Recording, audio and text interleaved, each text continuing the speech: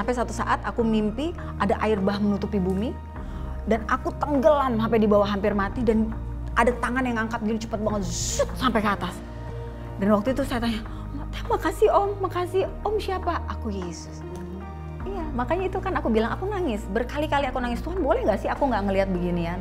Jujur loh, boleh gak sih Tuhan aku gak ngelihat begini? Aku takut Tuhan. Di hidup aku bukan cuman aku pernah mengalami sakit, tapi aku mengalami banyak sekali kemustahilan. Hal-hal yang menurut manusia nggak mungkin. Jadi pada saat itu muncul duluan di belakang sini, segede gini. Aku kan suka pegang rambut. Misalnya aku pegang begini, aku begini, langsung copot gitu ya? Langsung lepas segitu. Jadi yang foto yang aku tunjukin itu yang copot di atas sini, karena itu fotonya aku foto di rumah sakit. Terus dokternya bilang gini, ibu sadar nggak kaki ibu kiri ini udah mati? Terus dia buka begini, dia lihat, ibu lihat kaki ibu kecil sebelah. Dan waktu aku cek ke dokter di salah satu rumah sakit di Kemang, dokternya bilang begini, dokter kandungannya, waktu dia cek dia bilang, ibu biasanya yang sudah terjadi, kalau kondisi seperti ini, dia akan memakan janin. Dia bilang karena penyakit ini tidak bisa membedakan antara yang baik atau yang buruk. Jadi 98% orang yang pernah saya rawat kayak begini, anaknya masih dalam kandungan. Sahabat, hari ini saya kedatangan seorang tamu spesial yang akan menceritakan tentang bagaimana dia berjalan bersama dengan Tuhan yang baik dan Tuhan yang setia. So please welcome Kak Eka Deli. Yeay. Halo Kak. Hai. Thank you for coming. Sama-sama, thank you udah diundang juga. Di tengah-tengah kesibukan hari ini mau datang buat ngobrol. Thank you untuk kepercayaannya. Saya yakin hari ini apa yang kita bicarakan bakal memberkati banyak orang. Amin. Tapi sebelum kita masuk ke topik utama, boleh nggak sih Kak Eka ini memperkenalkan siapa sih seorang Eka Deli ini? Hai, Shalom, saya Eka Deli. Saya seorang pendoa syafaat sebenarnya. Panggilan utama saya sebagai seorang pendoa syafaat dan saya juga seorang penyembah. Wah. Worshipper. Ya. Dan ternyata menjadi seorang worshipper sekarang ini, mengenal siapa yang disembah merupakan perjalanan yang cukup panjang buat Kak Eka. Mengenal Yesus itu suatu perjalanan yang panjang. Panjang banget. Nah, boleh nggak ceritain awalnya gimana tuh bisa kenal seorang pribadi yang namanya Yesus? Oke. Aku dilahirkan di keluarga non-Kristen. Pokoknya you name it, kayaknya semua agama ada. So aku terlahir juga sebagai non-Kristen. Karena pada saat mama menikah, ya mama ikut kepercayaan papa pada saat itu. Bagaimana perjumpaan aku pertama kali dengan Tuhan Yesus itu melalui mimpi. Waktu aku umur 5 tahun dan aku masih ingat banget kenapa, karena setelah mimpi itu aku sempat bersaksi diajak sama almarhum mama dan mama terus menceritakan gitu. Jadi aku terima Tuhan, aku ngelihat Tuhan melalui mimpi. Jadi berkali-kali ada satu mimpi di mana aku belum tahu cerita tentang Nabi Nuh pada saat itu. Jadi aku mimpi aku lagi main, zaman dulu kan main apa tuh namanya sabun yang dihitung terus ditiup jadi gelembung. Ya, gelembung gitu. Jadi aku lagi main begitu, selalu ada orang di samping aku. Aku tanya gini, "Om siapa?" "Aku Yesus." Hampir setiap malam. Jadi aku ketemu terus dengan Om Yesus itu. Aku nggak tahu dia Tuhan, aku taunya dia Om Yesus. Sampai satu saat aku mimpi ada air bah menutupi bumi dan aku tenggelam sampai di bawah hampir mati dan ada tangan yang angkat gini cepet banget sampai ke atas.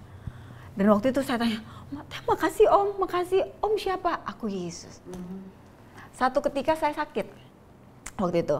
Waktu aku sakit, mama papa nggak ada uang lah untuk biayain aku bawa ke dokter. Pada saat itu kita sangat terbatas banget. Terus kemudian aku nanya sama mama, "Mah, Om Yesus itu siapa?" Mamaku kaget. Mama bilang, "Kok Eka tahu? Tahu dari mana?" "Eka ketemu lewat mimpi." Terus mama bilang, "Dibisikin Yesus tuh Tuhan. Eka mau kenal dia." Bisik-bisik dia ngomong. Aku bilang, "Iya." Mama ajarin aku lagu Yesus cinta anak-anak, anak-anak sedunia. Aku nyanyi, loncat-loncat. Habis nyanyi itu, aku sembuh total. Di situ papaku waktu itu bilang, kita bebaskan dia sampai usia 17 tahun, kita lihat dia mau apa tuntunannya. Dan memang nggak ada paksaan. Tuhan arahkan aku sedemikian rupa sampai aku benar-benar mengalami perjumpaan dengan Tuhan. So waktu TK itu aku memutuskan, aku bilang waktu aku tahu tentang Om Yesus, aku bilang jadi di sekolahku dulu TK Wijaya Kusuma, pas Pampres. Jadi waktu itu aku bilang kalau hari Minggu tuh kayaknya ada sekolah Minggu, karena teman-temanku banyak yang ngomong kalau yang Kristen. Mulailah aku diantar ke gereja oleh pembantu aku, dulu namanya Mbak Kus. Setiap hari Minggu aku ke gereja sendiri. Dan mulai saat itu aku benar-benar cari Tuhan. SD, aku pelajarin semuanya, apapun itu. Karena aku pengen tahu, keinginan aku besar banget. Mulai sampai SMP, sampai aku mengalami perjumpaan dengan Tuhan. Waktu itu aku ingat ada Reinhard Bonnke datang ke Indonesia. Aku ikut-ikutan sama teman-teman aku datang, aku di tribun paling atas. I know nothing about God. Tapi di situ aku mengalami perjumpaan sama Tuhan. Terus mulai saat itu aku kejar terus. Ada apa di mana ya? Ada ibadah di mana? Pengen tahu aja. Makin lama makin besar rasa keinginan tahu dan makin nggak pengen lepas. Wow. Ya, sampai SMA terus itu aku cari Tuhan. Setelah pada akhirnya Kak Aika memutuskan, oke, aku mau kenal sama pribadi Yesus. Aku mau datang ke gereja, sekolah minggu. Aku mau sampai akhirnya ikut KKR. Apakah masih didatangi oleh Yesus di mimpi? Selalu. Selalu ya? Selalu. Sampai kalau bicara soal mimpi, ada berkali-kali aku nangis, aku ketakutan. Aku nangis, aku ketakutan. Aku ingat dulu pertama kali ada, tahun berapa ya waktu itu yang ada, kayaknya tahun 2000-an deh. Tapi sebelum itu memang aku udah mimpi, tapi mimpi-mimpi yang benar-benar kejadian benar-benar di depan mata, dan aku mulai menyadari itu gitu ya. Mimpi banjir besar waktu itu, kalau nggak salah tahun 2000-an gitu-gitu kan.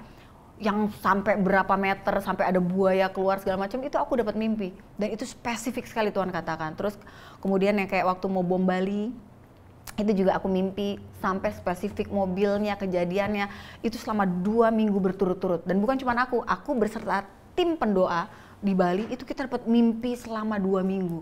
Itu yang kita uji, itu aku nangis, aku ketakutan, aku gemeteran. Aku bilang, Tuhan kenapa? Kenapa Tuhan aku mesti ngelihat gini terus? Sampai aku bilang, Tuhan aku takut. Tapi kembali Tuhan ingatkan lagi, kembali lagi itu Ayub 33. Tuhan bilang, dalam mimpi penglihatan waktu engkau tidur di malam hari, aku menegur engkau dengan mimpi dan penglihatan. Untuk apa? Untuk menghindari engkau dari liang kubur. Terus aku bilang, oh iya Tuhan, berarti aku mesti apa? Mulai aku besar, aku mulai belajar, pengen cari tahu, oh oke, kalau aku dapat mimpi ini, mungkin ada kalanya aku dikasih tahu tentang seseorang, atau kondisi yang akan terjadi di satu bangsa. Kayak kemarin mau, di Palu, gempa di Palu, itu aku mimpi juga. Beberapa bulan sebelum, dan itu benar-benar spesifik. Dan waktu Tuhan kasih itu kan Tuhan bilang untuk menghindari engkau dari lubang kubur. So waktu aku udah mulai ngerti itu, aku puasa, aku berdoa, Tuhan kalau boleh Tuhan luputkan ini. Ada yang Tuhan luputkan, tapi ada yang benar-benar langsung terjadi. Aku nanya sama Tuhan, kenapa Tuhan? Kenapa bom Bali itu tetap terjadi? Kenapa ini tetap terjadi? Aku nggak tahu, kedaulatan 100% di tangan Tuhan, benar ya?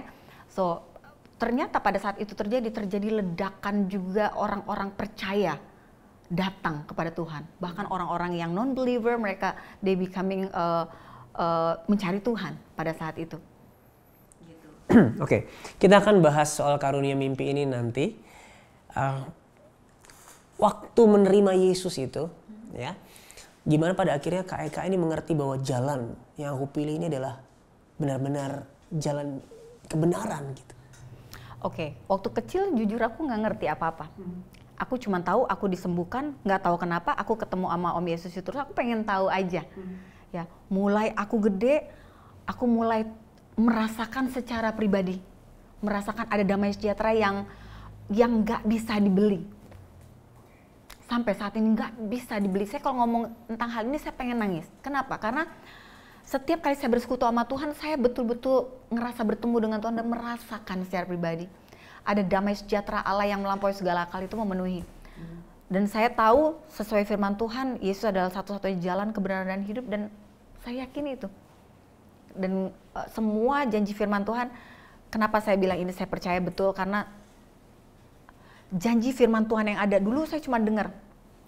Apapun yang yang ada dalam Alkitab itu benar-benar bisa terjadi if you believe. Tapi saya mendapatkan privilege dari Tuhan untuk bisa benar-benar mengalami mujizat demi mujizat yang saya klaim dari firman Tuhan itu.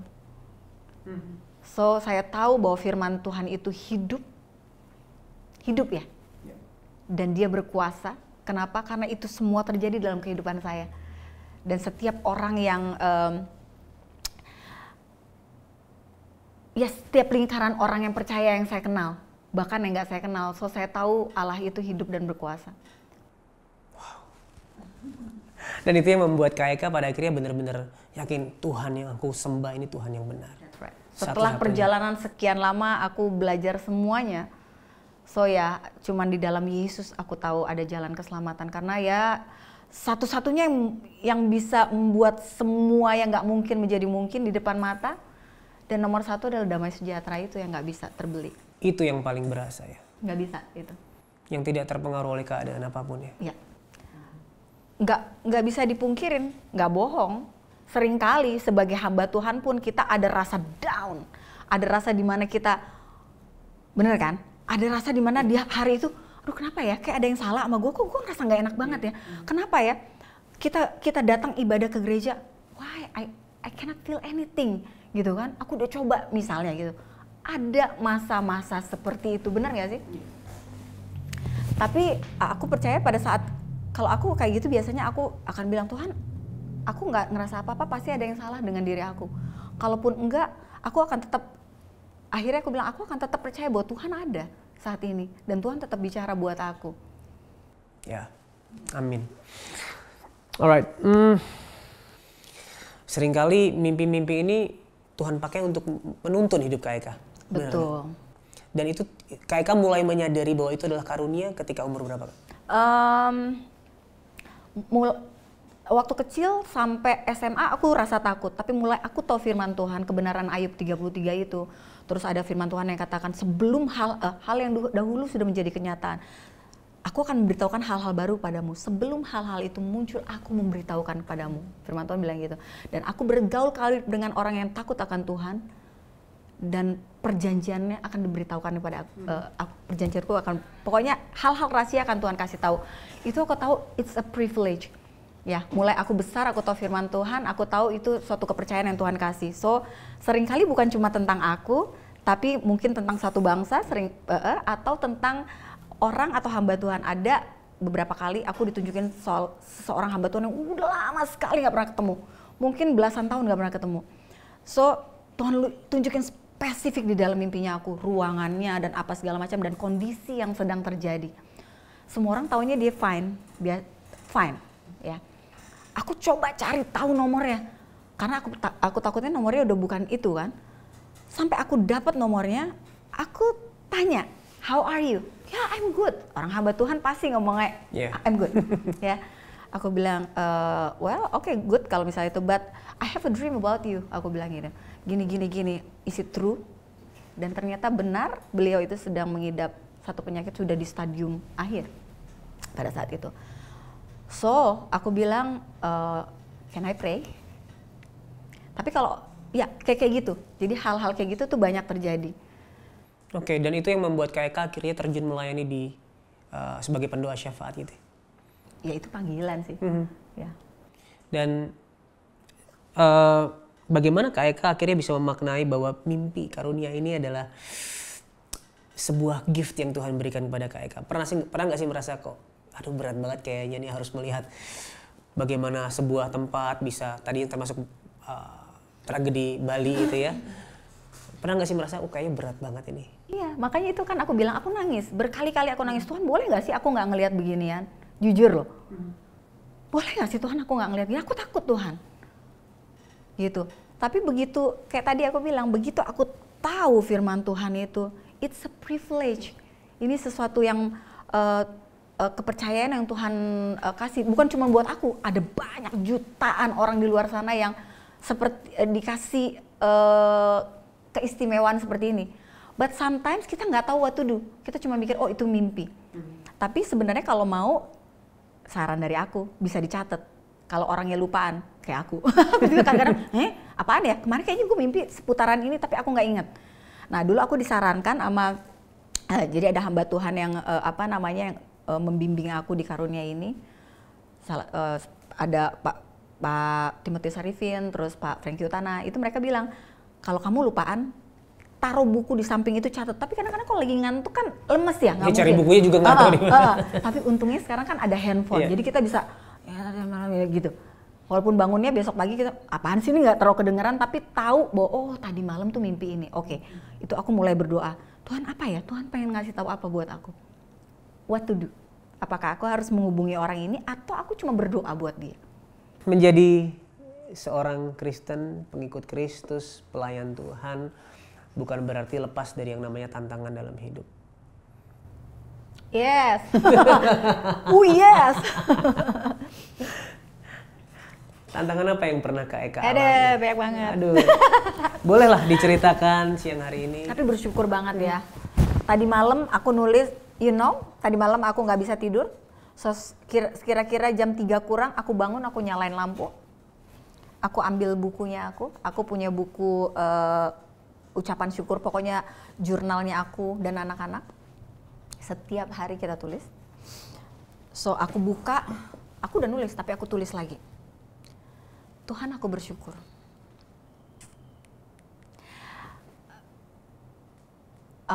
Tuhan aku bersyukur untuk setiap hal yang sudah terjadi dalam kehidupan aku. Aku bersyukur Engkau menjadikanku sampai sekarang.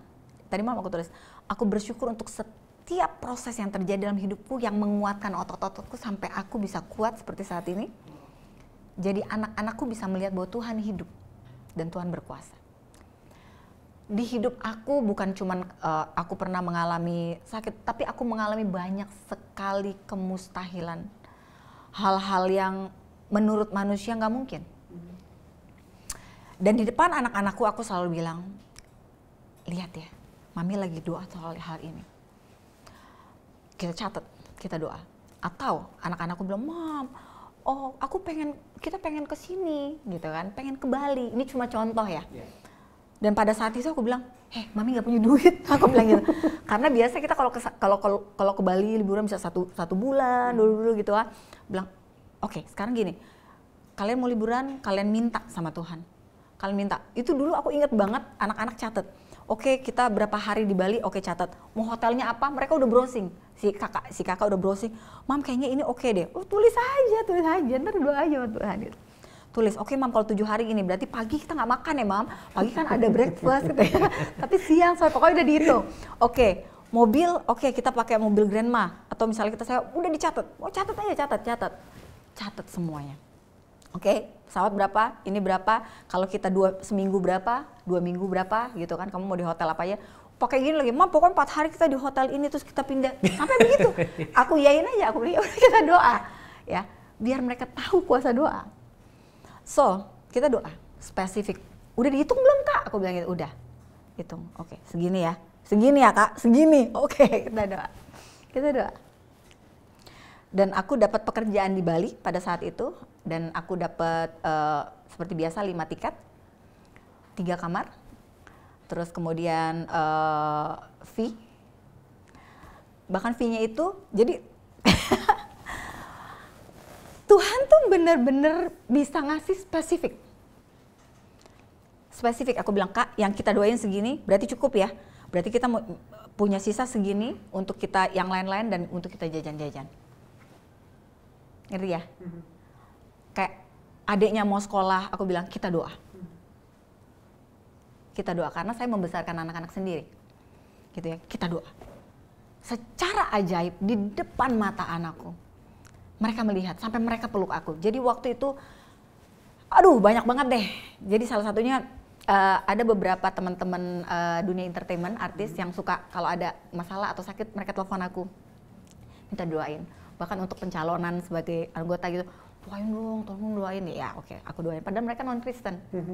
So, satu ketika ada salah satu artis, dia bilang, lu di rumah nggak? Enggak, gue nggak ada di rumah. Supir gue datang ya, nganterin barang. Oke. Terus Dia bilang, lu belum sampai rumah ya? Iya belum. Kenapa emang? Enggak, supir gue dari situ. Titip aja. Aku bilang gitu kan. Enggak apa-apa, supirku nunggu. Udah. Dia nelfon lagi. Belum nyampe? Iya belum. Udah, gue pulangnya malam. Udah tinggal aja. Dia nggak mau tinggalin. Jadi supirnya nunggu. Begitu aku nyampe, supirnya, Bu, ini Bu, apaan sih Bu isinya? Gitu. Dia penasaran juga. Nggak tahu, kepo amat gue gitu kan. Aku masuk ke dalam box. Kalau mau lihat fotonya nanti aku tunjukin. Isinya box. Aku pikir, oh iya. Mungkin dia dari luar negeri, dia bawain aku dompet atau apa. Begitu aku buka, isinya duit semua. Dan duit itu, berapa gepok itu? Specifically yang aku minta dalam doa. Specifically. Pada saat itu, gede lah pokoknya. Nanti abis ini baru aku tunjukin. Kayak gitu. Jadi aku sangat mengencourage anak-anakku untuk semua, siapapun yang dengar, apapun yang lu pengen, ngomong aja sama Tuhan. Gak usah memohon, dia Bapak yang baik. Kayak aku cuma bilang waktu itu, Bapak aku mesti masukin anakku sekolah, kira-kira biaya sekian. Ngomong aja berapa puluh juta misalnya gitu, atau berapa belas juta, atau 4 juta gitu kan. Ngomong aja. Tuhan, aku bener-bener perlu Engkau Allah yang baik. Ngobrol aja, kayak kita ngomong, lo baik banget kan, gue tahu lo pasti bantu gue deh. Kalau sama teman kan kita gitu. Yesus sahabat kita kan. Kita bisa ngomong dan itu. Jadi kalau kita tahu bahwa doa itu ya kita ngobrol sama Tuhan, kita nggak akan berat hati. Dan kita bisa lakukan di mana aja, dalam posisi apapun. Nggak harus doa yang begini, enggak. Sambil duduk begini, kadang-kala kayak misalnya tadi aku masuk ruangan ini sambil begini, who knows aku lagi berdoa, nggak ada yang tahu. Termasuk waktu nyetir kali ya. Aku nggak nyetir. Jangan merem aja. Oh iya benar. Tapi nyetir pun kita bisa ngobrol. Iya. Kita bisa ngobrol sama Tuhan. Itu doa. Komunikasi. Oke. Dan bagaimana waktu itu tantangan berat ya? Aku dengar ada tantangan yang cukup berat waktu itu dalam hidup Kak Eka. Waktu mengandung anak. Ya. Bagaimana waktu itu Tuhan menunjukkan kuasanya dan bagaimana kuasa doa itu hari itu memberi kekuatan dan jalan keluar bagi Kak Eka. Nah, hal ini adalah, potong sedikit ya, melenceng dikit. Hal ini kesaksian yang selalu aku ceritakan buat anakku yang kedua Elijah. Setiap dia mau ulang tahun, dia selalu bilang, Mom, every year you always told me the same story. Dia bilang gitu. Tiap mau ulang tahun cerita lagi. Dia udah dengar bertahun-tahun ya. Maret ini dia 11 tahun. Tapi setiap mau ulang tahun atau di hari ulang tahunnya, dia minta aku cerita lagi secara spesifik. Dan iya, aku cerita sama dia specifically. Jadi pada saat aku mengandung dia, itu pokoknya hal-hal yang ganjil mulai terjadi sama tubuhnya aku gitu. Jadi pada saat itu muncul duluan di belakang sini, segede gini. Jadi kalau aku pegang begini licin, tapi aku nggak tahu, tapi aku pegang gini, apa nih, kok licin ya? Nah, satu saat aku bilang sama bapaknya anak-anak pada saat itu, aku bilang, liatin dong apaan sih ini kok licin? Gitu. Mukanya langsung main. Kayak kamu harus lihat deh ini, apaan dia foto. Jangan panik ya, kata dia. Berat, botak. Botak, licin. Ya kayak tadi aku tunjukin di video, di foto itu. Oke, terus aku pikir berarti aku coba, tadinya aku diemin sampai akhirnya aku cek. Nah, mulai aku cek lab itu, aku mulai sadar bahwa rambut aku tuh nggak rontok satu persatu. Kan ada orang yang kalau nyisir, oh ada banyak gitu. Nggak gitu, Pet. Jadi bener-bener yang kayak misalnya, aku kan suka pegang rambut. Misalnya aku pegang begini, langsung copot gitu. Ya? Langsung lepas segitu. Jadi yang foto yang aku tunjukin itu yang copot di atas ini, karena itu fotonya aku foto di rumah sakit. Dia begini, itu udah mulai botak di sini karena ketarik begini, karena kepegang, jadi dia bulat begini dan samping-sampingnya udah mulai mau melebar. Jadi pada saat itu aku takut sekali keramas. Kenapa? Kalau aku pegang ini bener-bener langsung jatuh. Ya begini lepas ya? Bener-bener langsung lepas. Boleh minta tisu nggak sih? Sorry. Aku mau nangis deh jadinya ceritanya.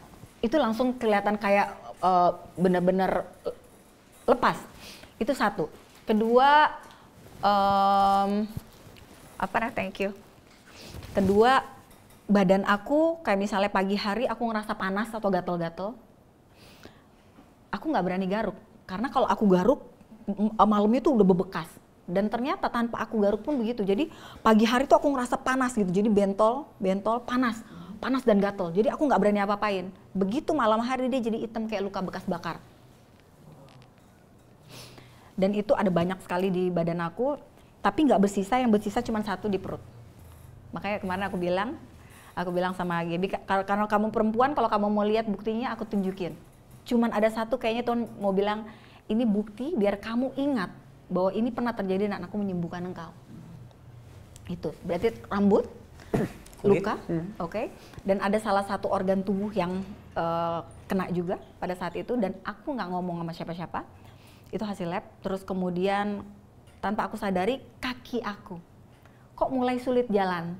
Oh, berat gitu ya, kayak nggak bisa napak gitu ya? Oh, yang kiri.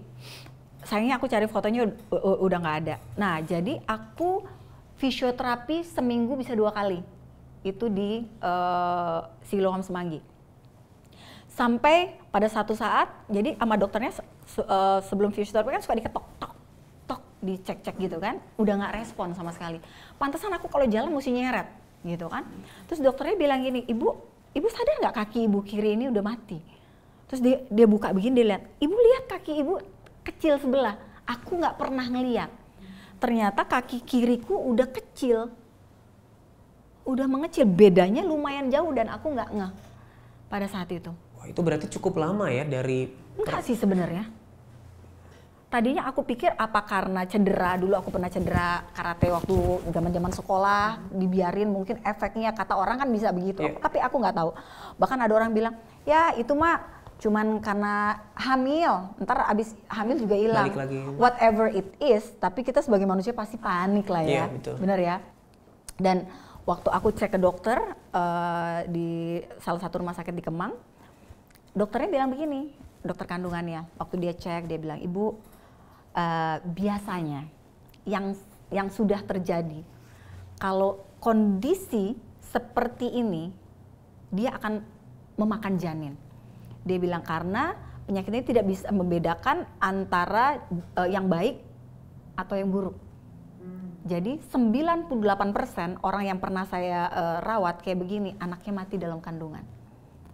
Terus saya bilang sama dokternya, saya bilang, dokter, anak saya ini nggak mati, dia akan hidup. Dia laki-laki, namanya Elijah. Dokternya ketawa. Dokternya ketawa. Terus aku bilang karena aku udah dapat mimpi.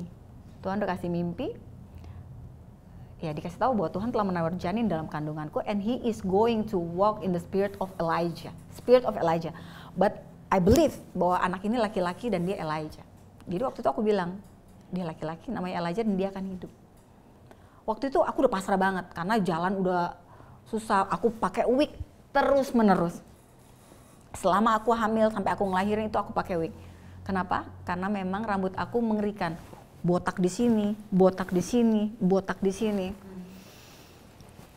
Dan waktu itu aku masih ada beberapa kali syuting, kayak waktu itu aku syuting kalau nggak salah, pokoknya di salah satu TV, talk show sama dokter kulit. Dan dokternya bilang bahwa dia punya metode bisa numbuhin rambut. Terus aku bilang sama dokter, oh dokter benar ya bisa numbuhin? Iya bisa, berapa bayarnya? Lumayan lah ya, satu setengah kalau nggak salah, 1,5 M. Aku bilang pasti numbuh dokter, ya memicu. Kalau buat memicu doang ngapain gue suntik ya kan gitu kan. Terus ya udah mulai pada saat itu karena aku lagi jauh dari Tuhan. Aku lagi sangat jauh dari Tuhan. Pada saat itu kita punya bapaknya anak-anak tuh ada klub, ada diskotik gitu-gitu ya di area Kemang. Gitu. Pokoknya kita lagi benar-benar jauh dari Tuhan. So aku nggak berani manggil nama Tuhan. Nggak berani manggil nama Yesus. Tapi nggak tahu kenapa aku percaya bahwa anak ini akan hidup karena Tuhan udah kasih tahu lewat mimpi. Aku rasa nggak layak untuk panggil namanya, tapi ada satu kondisi, ada satu masa di mana aku tetap berkatakan, I speak life. Aku memperkatakan kehidupan di kulit kepalaku. Rambut kepalaku akan bertumbuh kembali. Aku perkatakan kehidupan di kakiku. Engkau akan bisa berjalan lagi. Aku perkatakan kehidupan di kandunganku. Engkau akan hidup. engkau sempurna, organ-organ tubuhmu sempurna. Itu tiap hari aku berkatakan. Aku bilang, engkau akan bertumbuh, rambut engkau bertumbuh, kehidupan terjadi terus. Gak terjadi apa-apa dong 5 bulan, 7 bulan, 9 bulan udah ngelahirin rambut gue gak bertumbuh. Masih tetap. Kondisi masih tetap sama. Tapi apa yang aku lakukan? Ya aku terus. Ada gak masa-masa dimana aku down? Ada. Aku bilang, Tuhan, ya ampun udah segini lamanya aku perkatakan, bukankah firman-Mu berkuasa? Ya kan? Aku udah ngalamin banyak hal, kok ini enggak Tuhan. Tapi terus aku perkatakan, down lagi. 3 hari kemudian aku bangkit lagi, aku perkatakan. Sampai aku ingat tepat 1,5 tahun kemudian, kalau aku buka wig, di bagian belakang ini yang pertama kali botak tumbuh segini putih semua. Dulu ada fotonya, sekarang hilang. Waduh. Itu putih semuanya, jadi berdiri-berdiri putih semua. Di foto aku bilang, oh my God, thank you Tuhan, numbuh, nggak apa-apa putih. Jadi sampai sekarang sebenarnya rambutku putih, ini baru dicat loh. Jadi setelah itu tumbuhnya memang putih ya? Putih. Wow. Jadi benar-benar putih. Ini aku cat, kalau dilihat kan di sini nih udah mulai kelihatan putih-putih, gitu kan. Baru aku cat berapa minggu yang lalu karena mau ada acara kemarin. Kemarin sih aku biarin, jadi benar-benar Kelihatan putihnya. Kelihatan putihnya, gitu. Jadi sampai mana ya tadi? Sampai rambutnya tumbuh. Iya. Di belakang. Iya. Nah jadi pada saat mengalami masa itu, percayalah padaku. Pada saat itu aku lagi benar-benar jauh dari Tuhan, dan semua yang menyaksikan hal ini, I can tell. Sejauh apapun kamu merasa jauh dari Tuhan, seburuk apapun kamu merasa paling hina sekalipun kamu lagi berzina atau apapun ya katakan ya. Lo lagi melakukan apa yang menurut lo nggak pantas ngadep Tuhan. Tapi firman Tuhan bilang, sekali-kali pun aku tidak akan pernah meninggalkan engkau. Dia ada, dia dekat ya. Iya, selalu ada. Pada masa dimana aku ngerasa aku nggak layak, aku pergi dari Tuhan, aku meninggalkan pelayanan. Tuhan genapin janjinya buat aku. Wow. So, ya itu kekuatan aku cuman doa, nggak ada lagi. Memperkatakan firman Tuhan. Karena firman Tuhan katakan, let the redeemed of the Lord say so. Biar umat yang ditebus sama Tuhan memperkatakan. Bukan memikirkan, nggak think so tapi perkatakan. So aku tahu setiap firman yang aku ucapkan itu akan kembali, akan terjadi dalam kehidupan aku. Itu yang aku ajarkan juga buat anak-anak aku. Makanya kalau lihat aku sekarang, lihat nih, kaki aku normal, rambut aku bertumbuh, kulit aku nggak ada itu, dan anak aku sehat sempurna. Puji Tuhan. Wow, praise the Lord. Wow. Dan ternyata di saat-saat Kak Eka merasa jauh dari Tuhan, itu pun Tuhan ada, Tuhan menyertai, Tuhan dekat, Tuhan menolong. Momen apa yang akhirnya membuat Kak Eka bisa berkata, Tuhan, aku tahu aku sedang jauh dan aku mau kembali kepadamu? Setiap saat sebenarnya. Setiap saat pada masa itu. Cuman aku terlalu gengsi untuk waktu itu untuk mau balik lagi ke gereja. Aku nggak gereja loh, sekitar mungkin 7 tahun atau 8 tahun, 7 tahunan. Lumayan lama ya? Oh, lama sekali bahkan. Betul. Aku nggak mau sama sekali, nggak mau ketemu orang-orang gereja. Nggak mau pada saat itu. Kenapa itu, Kak? Jadi ada masa, aku mulai nih, bener-bener mau banget. Wah, pokoknya itu hari pertama aku berhasil diajak pergi ke gereja. Aku bawa anak-anakku juga ke gereja. Baru nyampe, belum masuk, masih di depan itu ada satu orang. Kak Deli, hai, apa kabarnya? Wih, hebat nih Kak Deli, dulu hamba Tuhan, sekarang jadi hamba dunia. Ngomong gitu di depan Kak Eka. Aku langsung lihat matanya, dia pakai jas, pakai dasi. Aku bilang ini, lu, aku bilang, hey, lo pakai jas, lo pakai dasi, taruhan berapa mah gue, hidup lo nggak lebih baik dari hidup gue. Aku bilang gitu. Aku langsung pergi, aku keluar, aku nggak jadi gereja. Tapi anak-anakku tuh gue pada gitu, ngapain gitu. Aku nggak jadi gereja pada saat itu. Tapi kembali ya, makanya aku bilang Tuhan nggak pernah meninggalkan. Roh Kudus tuh taruh terus mengingatkan. Roh Kudus tuh taruh terus keinginan di hati untuk, nggak tahu kenapa kadang-kala aku lagi sendiri aja aku tetap bisa merasakan hadirat Tuhan. Kayak lagi tuh Tuhan lagi ngelingkupin aku sama kasihnya yang besar yang aku nggak kuat, ngerti gak sih? Aku cuma kadang-kadang aku nangis, Tuhan, aku ngerasain kasih Tuhan. Aduh Tuhan, aku nggak pengen. Aku bilang kemarin sama Gaby bahwa aku bilang aku mau dikenal sama orang bukan sebagai orang Kristen atau sebagai orang agamawi. Aku pengen dikenal sama orang sebagai orang percaya, as a believer. Beda orang agamawi sama believer. Di pekerjaan yang sekarang, atau boleh aku bilang pelayanan yang sekarang di dunia entertainment, di marketplace, bagaimana Kak Eka melibatkan Tuhan, menempatkan Tuhan sebagai pusat dari segalanya? Klise apa enggak nih ya kedengarannya, tapi biasanya aku nggak yang begini khusus kayak misalnya kita ngebangun satu bisnis atau lagi ada apa, aku selalu mulai dengan ngobrol sih sama Tuhan. Ngobrol sama Tuhan, terus aku juga punya orang-orang yang aku percaya yang bisa aku sharing gitu. Biasanya aku akan bilang, aku mau bikin ini, dukung doa gitu loh. Sekarang juga kayak gitu. Kayak misalnya aku datang dengan partner bisnis atau apa, kan banyak yang bukan yang nggak terima nama kita, itu juga gitu. Aku sering doa dan nggak di depan mereka. Gitu. Jadi kadang-kadang sambil begini aku berdoa, thank you Tuhan, dalam hati, thank you Tuhan.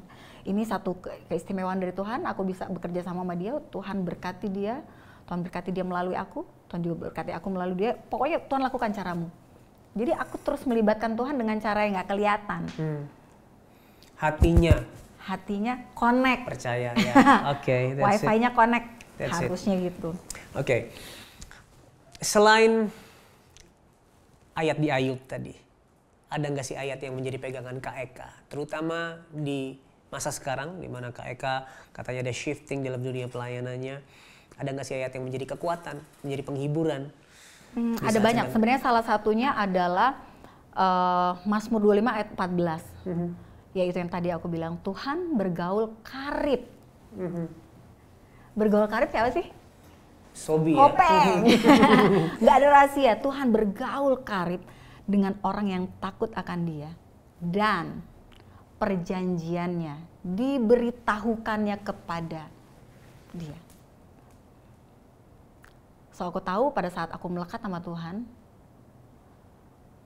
perjanjiannya, hal-hal rahasia, as a best friend Tuhan akan kasih tahu buat aku. Nggak semuanya, besok lo mau ke Surabaya, Tuhan kasih mimpi, Tuhan kasih tahu. Enggak kayak gitu. Tapi banyak hal yang emang udah pasti Tuhan kasih tahu. Misalnya kita berdua best friend gitu ya, lo bakal tahu semuanya. Gue bilang, lu jangan bilang siapa-siapa ya. Tapi gue dapet tawaran ini nih, besok gue mau ke sana, lu doain gue, gitu kan? Kamu tahu duluan karena kamu sahabat aku. Ya aku percaya hubungan aku sama Tuhan tuh seperti itu. Dan satu ayat yang nggak pernah, banyak sekali ayat yang menjadi pegangan aku, tapi ini yang salah satu yang aku perkatakan tiap hari. Apa yang nggak pernah aku lihat, aku perkatakan, nggak pernah aku lihat dengan mata, nggak pernah aku dengar dengan telinga, nggak pernah timbul dalam hati dan pikiran, itu Tuhan sediakan buat kami orang-orang yang mengasihi Engkau. Karena mujizat demi mujizat terjadi like every single day. Like every single day. Kalau ngelihat di buku catatan aku setiap hari, kayak tadi malam aku nggak bisa tidur, aku buka, aku tuh bisa nangis. Aku buka yang tahun lalu punya, aku buka yang dari tanggal 1 kemarin aja aku bisa nangis. Aku bilang, Tuhan, oh my God, amazing Tuhan. Aku catat, ini aku berdoa di tanggal segini, Tuhan jawab di tanggal segini. Aku bilang, Tuhan, Engkau Allah yang hidup dan berkuasa. Itu tadi pagi. Karena aku gak bisa tidur, aku buka, aku nulis, aku baca, aku bersyukur. Itulah pentingnya kita membuat jurnal sebenarnya, untuk kita mengingat. Firman Tuhan juga katakan, ingatlah, ya kan? Hal-hal, itu yang dilakukan Daud. Kalau dia mau tidur, dia mengingat perbuatan-perbuatan yang Tuhan sudah lakukan. Dengan begitu kita nggak akan lupakan kebaikan Tuhan. Dan kita nggak akan lose hope. Oh iya Tuhan, kemarin Tuhan bantu aku. Anak aku mau masuk sekolah, aku nggak punya duit loh Tuhan sama sekali. Tuhan kasih dengan cara yang ajaib. Masa Tuhan nggak akan tolong aku? Oh iya, kemarin aku sakit Tuhan. Bahkan hal-hal kecil aja. Tuhan, aku lagi pengen banget ini Tuhan. Pengen sesuatu gitu ya. Pengen kopi deh. Aku pengen banget ngopi, tapi nggak dulu nih Tuhan, karena aku ada banyak nih yang mesti gue bayar nih. Frugal dulu dikit gitu kan.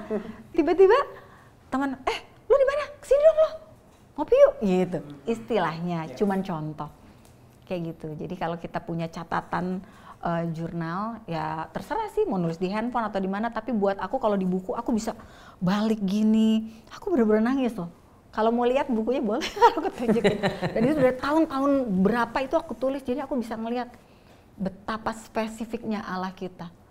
Betapa kita bisa ngomong spesifik sama Tuhan, dan Tuhan juga bisa menjawab spesifik buat kita. Wow.